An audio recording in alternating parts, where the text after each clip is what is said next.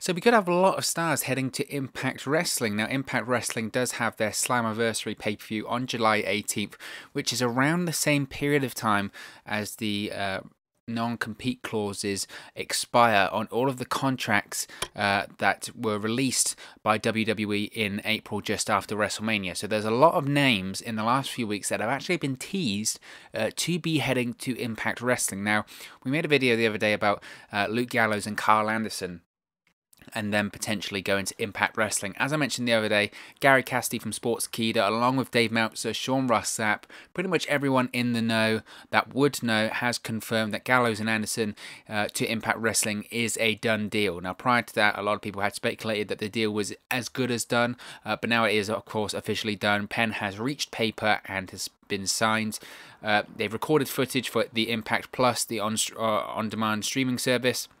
And even last night, this is why I'm doing a follow-up video on this, to be honest, because last night there was a lot of hints on Impact Wrestling about talent that could be coming to Impact Wrestling, or in some cases coming back to Impact Wrestling in the near future. So last night we had Scott D'Amore backstage, and he was talking about this would be a great place for a couple of good brothers like you to come to. That, of course, was a reference to Luke Gallows and Karl Anderson. So that pretty much confirmed what everyone had speculated in the past and what we had speculated here on the channel in the past, and all the reports we've seen on social media. Luke Gallows and Karl Anderson, they're coming to Impact Wrestling. Now, to touch on them once again very briefly, because I don't want to chew my food twice here with this one. I think it's a great move for them, and I think it's a great move for Impact Wrestling. I think it suits both parties very, very well here. Now, obviously, we do have to mention that the contract with Luke Gallows and Karl Anderson in Impact Wrestling does allow them to work dates for New Japan when the opportunity is there. Now, obviously, at the moment, that's not really possible. Travel between countries, especially the United States and Japan, is very, very difficult due to the ongoing pandemic that we're currently living in. So them flying over to Japan just isn't going to happen for the foreseeable future. But when things do eventually and hopefully calm down when it comes to travel between countries and it's safe and healthy to do so, Luke Gallows and Karl Anderson will go back to Japan, and they'll do very, very well there also. Of course, they've both got history in Japan. They were some of the original members of the Bullet Club in New Japan. Karl Anderson, of course, was actually the leader of Bullet Club for a while there. A lot of people forget that. And I think that's really important to mention, that obviously the original leader of the Bullet Club was Finn Balor, Prince Devitt, there at the time.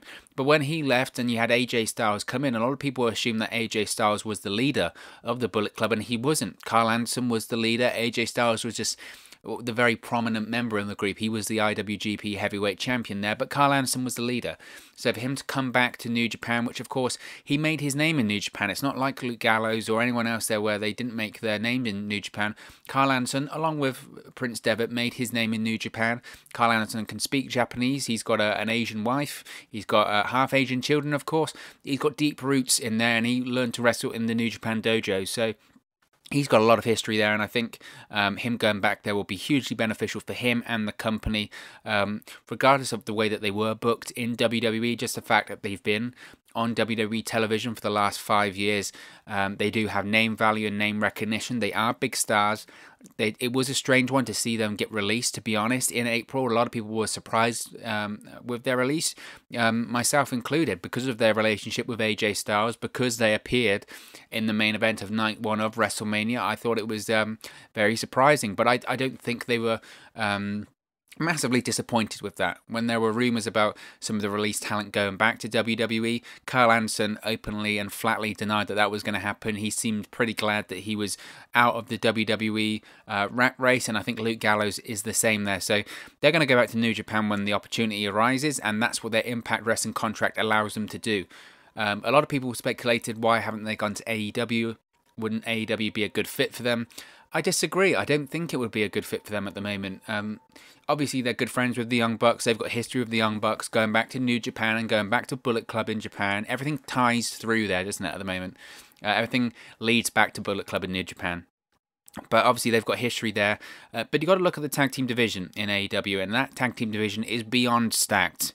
A lot of people, I've said that on social media before, and some people got really angry at me for that, which surprised me. I've said that before. I was like, oh, the division is so stacked. Look at the talent they've got there. You know, you've got the Young Bucks, you've got FTR, you've got Blade and the Butcher, you've got Private Party, You got Santana and Ortiz, you got the Lucha Brothers, etc., etc. Okay, they've got a million. Jurassic Express. I could obviously go on. I could genuinely go on for ages because their division is really, really that strong there.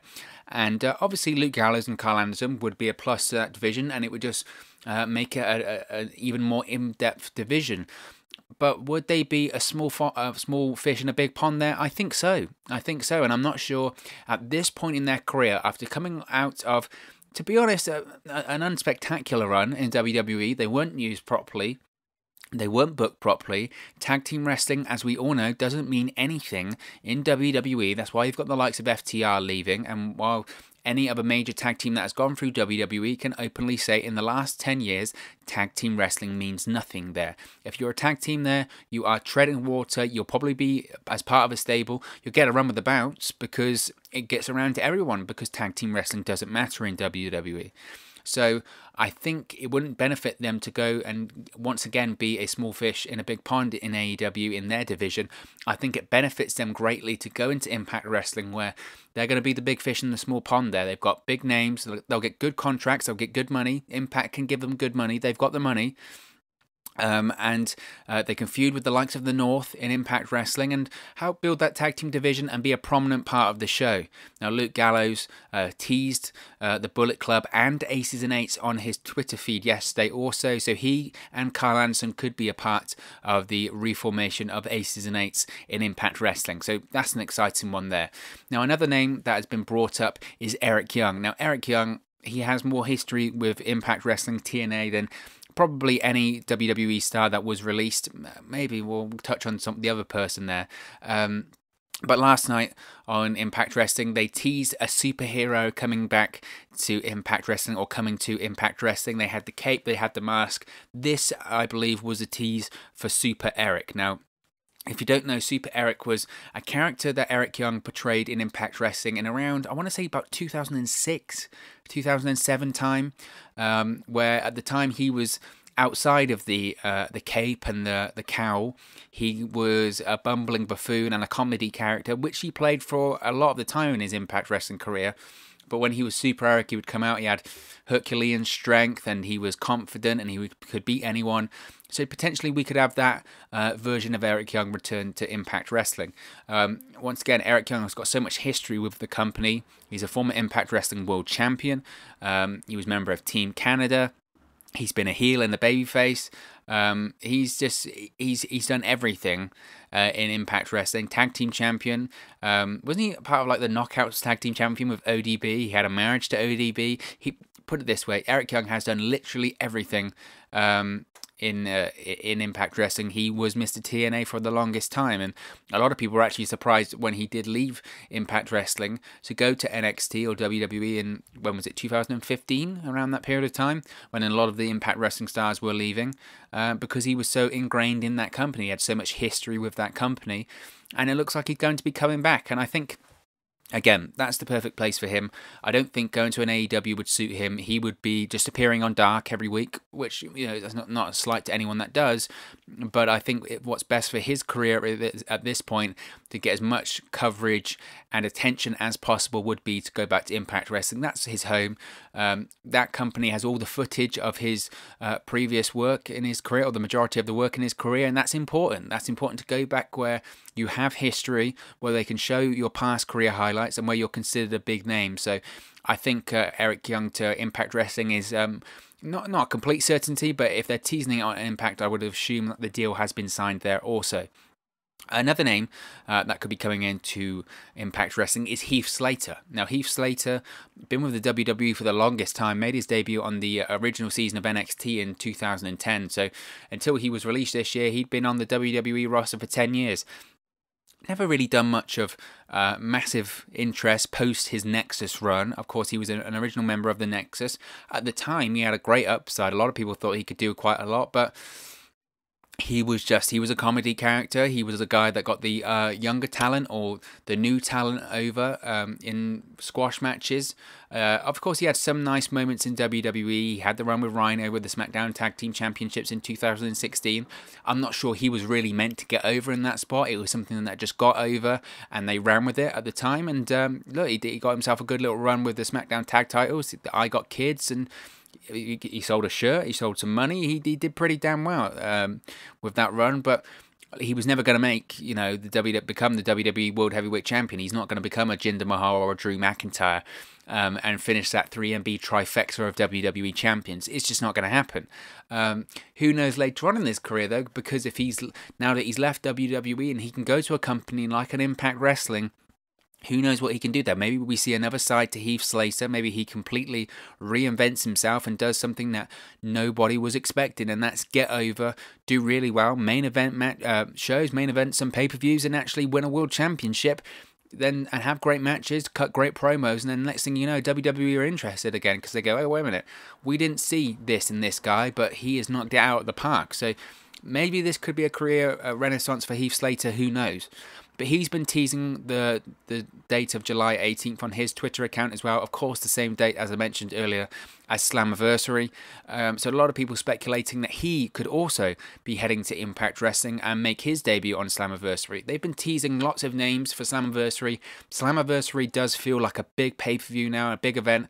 Impact Wrestling have been hyping it up as a new dawn for their company, and something different is going to happen. And look, I think with these names signing, it could be something different. I don't think these names, when they come in, look, they got released by WWE because they weren't being used by WWE. They weren't names that were going to move the needle for WWE, and I don't expect them to do the same for Impact Wrestling. What I do expect them to do, though, is bring an extra level of professionalism, an extra level of recognition to the brand, and perhaps, the ratings might go up a little bit. They're not going to compete with WWE or AEW or NXT or anything like that, but they're going to help get their talent that's already there over, and they're going to help rebuild themselves, and who knows, Impact Wrestling might be back on the way up.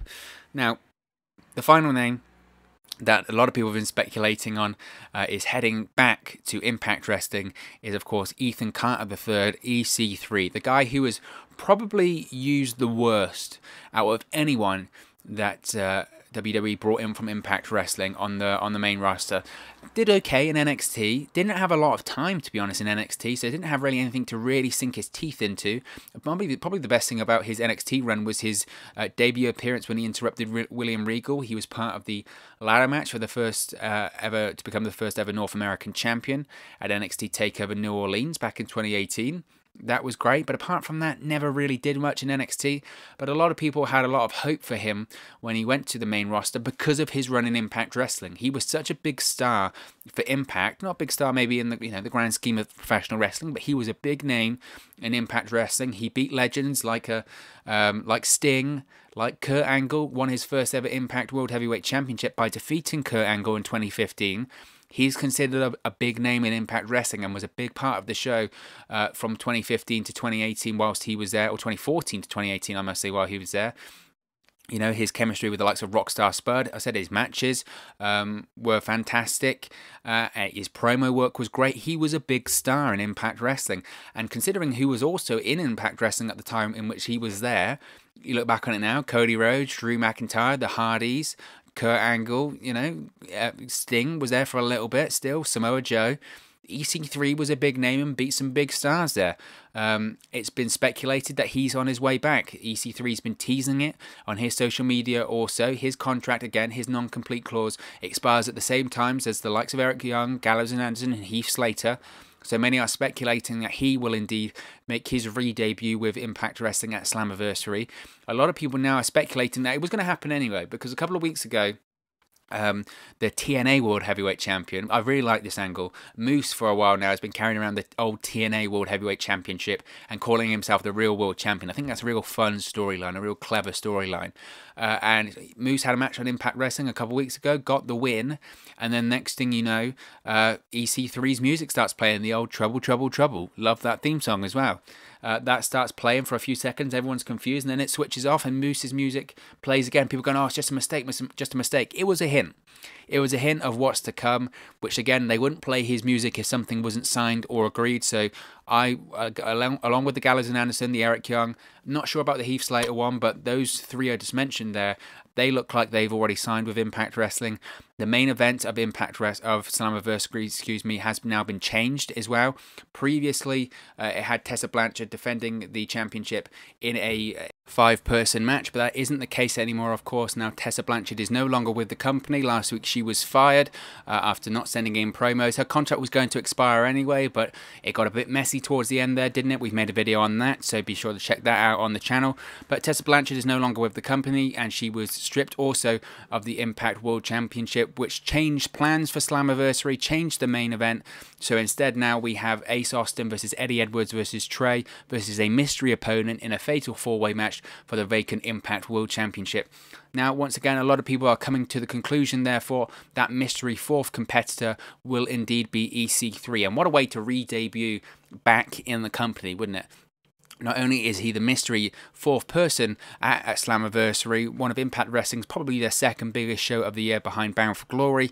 He come back and then win the Impact World Championship in his first night back with the company. That would be huge, and it would certainly send a statement not only about EC3 but about Impact Wrestling and their plans going forward. So a lot of exciting stuff going on for Impact Wrestling. I think a lot of big things are happening there. By no means do I think Impact Wrestling, they're back. They're going to be hitting the levels that they were when they were on Spike TV. That's just not going to happen. They're not on the network for that. Access TV does have a wide reach, but the shows recently have been really good. The quality is there, the roster is there, and getting these new talents in will give Impact Wrestling a buzz. It can be, a credible 3rd promotion here in the United States, along with the likes of NWA and Ring of Honor. So there's a lot of the positive thing here, and I think that's the most important thing we can take away from this. The positive thing here is, despite the ongoing pandemic, despite the issues currently going on in the world, there are lots of places that professional wrestlers can go and make a good living, and that's positive for the wrestling business as a whole. Because before, when it was previously just a monopoly of WWE and maybe TNA in the past, but majorly WWE, whereby that's the place you had to go to make good money, creativity and the products suffered because of it. Now that you have talent that know that if it doesn't work out in WWE or they're not happy in WWE, they can go to an AEW, they can go to an Impact Wrestling, they can go to an NWA, they can go to a Ring of Honor and make decent money, or of course go to New Japan or AAA or wherever and make decent money. That's the most important thing right now, and I think that's a positive for the wrestling business overall. So I think it's a really exciting time for Impact Wrestling. I'm really excited for Slammiversary. I'll be completely transparent here. Prior to this, I wasn't watching many Impact Wrestling shows. I would catch them where I could. Maybe the odd pay-per-view, but they just didn't hook me because I didn't feel any need to watch them. Now I do, because exciting things are happening once again with Impact Wrestling. So credit to them, credit to the people in charge, credit to the people at Access TV. I'm excited. But of course, this is just one man's opinion. What are your thoughts on the potential Impact Wrestling signings? Who would you like to see end up in Impact Wrestling? Do you think the names of Eric Young, Luke Gallows, Karl Anderson, Heath Slater and EC3 could indeed end up in Impact Wrestling in the future? Let me know your opinion in the comment section below. Don't forget to like, share and subscribe to WrestleNews 365. You can do that by clicking the bottom right hand corner of the screen right now, or if you wait a few seconds, there'll be a subscribe button at the end of this video along with another video for you to watch. Be sure to follow us on all of our social media platforms too. They're on the screen right now, at 365Wrestle on Twitter and at WrestleNews 365 on Facebook and Instagram. And be sure to go to WrestleNews365.com for all the very latest news, opinions and all of that fun stuff. It's at WrestleNews365.com. Thank you very much for watching, listening, streaming, or however you've come across this video today, and I'll speak with you again very, very soon. Hey guys, thank you for watching, listening, streaming, or however you come across this video today. Be sure to click on the video on the right there to watch our next video, or click the bottom there to subscribe, or the bottom right hand corner. Thank you very much, and I'll speak to you again very soon.